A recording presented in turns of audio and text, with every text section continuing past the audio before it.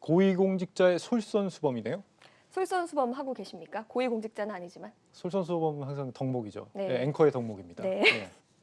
저는 잘 모르겠습니다만 어쨌든 솔선수범이라는 게 남보다 앞장서서 조금 모범을 보인다 이런 뜻입니다. 네. 그런데 최근에 고위공직자들에게 먼저 좀 솔선수범해라 이런 요구들이 많아서 제가 키워드를 이렇게 잡아봤는데요. 일단 청와대 국민청원에 올라온 글부터 확인해 보겠습니다. 네.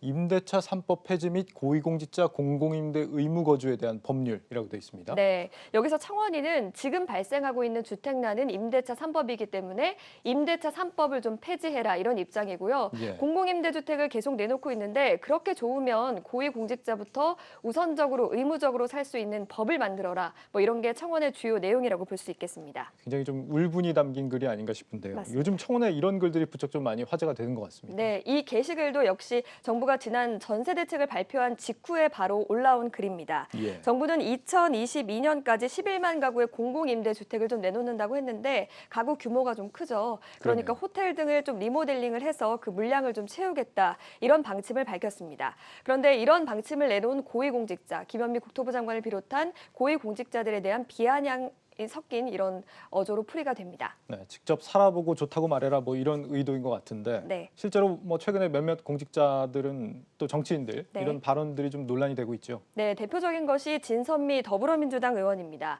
진 의원은 미래 주거추진단 현장 방문해서 아파트에 대한 환상을 버리면 임대주택으로도 주거의 질을 마련할 수 있다라고 말했고 우리가 임대주택에 대해서 왜곡된 편견을 가지고 있는 것 같다 이렇게 말하기도 했습니다.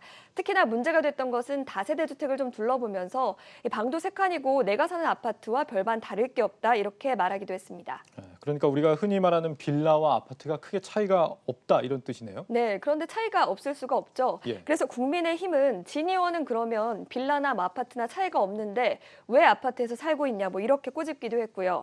서민당국대 의대 교수도 남들이 다 사는 아파트에 살고 싶다는 건데 그걸 좀 나무라냐 이렇게 비판하기도 했습니다. 온라인에서는 그렇게 좋으면 아파트 대신에 빌라에 직접 들어가서 살라 이런 반응들도 있었습니다. 그렇군요. 높은 사람이 현실과 동떨어진 발언을 하면 이렇게 공분을 좀 사기 마련이죠. 네. 그래서 뭐 현대판 마리 앙뚜아네트가 아니냐 이런 지적도 일부 있었다고 들었습니다. 맞습니다.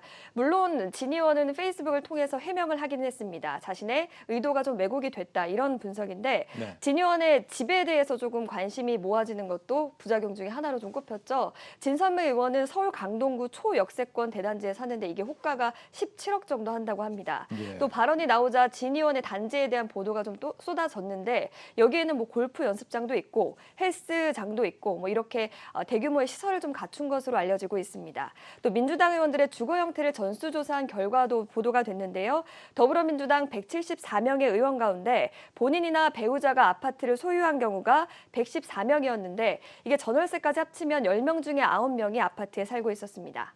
네, 그 이후에 김현미 장관도 공공임대를 찾았잖아요. 그때 네. 또 한 발언이 논란이 된 걸로 알고 있는데. 맞습니다. 김현미 국토부 장관은 영업이 되지 않은 호텔을 리모델링해서 공급을 하고 있는데 이게 효과가 굉장히 좋다. 이렇게 얘기하기도 하면서 유럽에 대한 호응도가 높다라고 하기도 했습니다.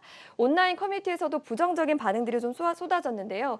애 없으면 평생 원룸에서 살라는 거냐. 호텔은 진짜 아무리 좋게 생각해도 좋게 생각할 수가 없다. 이런 반응들이 이어졌습니다. 네, 이분들의 발언 취지가 뭔지는 뭐 이해가 가긴 하는데 지금의 뭐 국민 정서를 고려한다면 충분히 좀 논란이 될 수 있는 말들은 좀 조심할 필요가 있다 이런 생각이 듭니다. 네, 여론조사에서도 정부 대책에 대해서 불만이 좀 드러났습니다. 리얼미터의 최근 조사 결과에 따르면 응답자의 50% 이상이 전세 대책은 효과가 없을 것이라고 얘기하기도 했습니다.